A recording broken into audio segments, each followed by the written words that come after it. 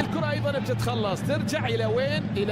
الى خارج، لا ما خلاها تطلع خارج ارضية الملعب، وبترجع عن طريق ميلسون في الطرف الايسر. محاولة المرور، الاتحاد هجم على التقدم. ميلسون هذه المرة الكرة الى فينيسيوس، يسقط ميلسون من جديد. ميلسون هذه المرة يا ميلسون، هذه المرة يا ميلسون، والفينيسيوس ميلو على خط منطقة الجزاء بعد التدخل الذي اتى من فرح الشمراني، ولكن الحكم الذي اشار الله عدت على فينيسيوس. الان المرتدة خطيرة، المرتدات لقطة الآن عن طريق ميلسون المتقدم المنطلق، لكن أيضا فرحة. شوف التدخل الآن، لكن التحول وإتاحة الفرصة لمصلحة فريق نادي الاتحاد خطيرة خطيرة خطيرة عن طريق ستيفن بيرغوين.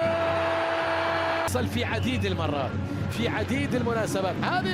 هذه لقطة التدخل من خليفة الحمادي على فرحة الشمراني، لكن الحكم أعطى مبدأ إتاحة الفرصة، أعطى أرضية الملعب.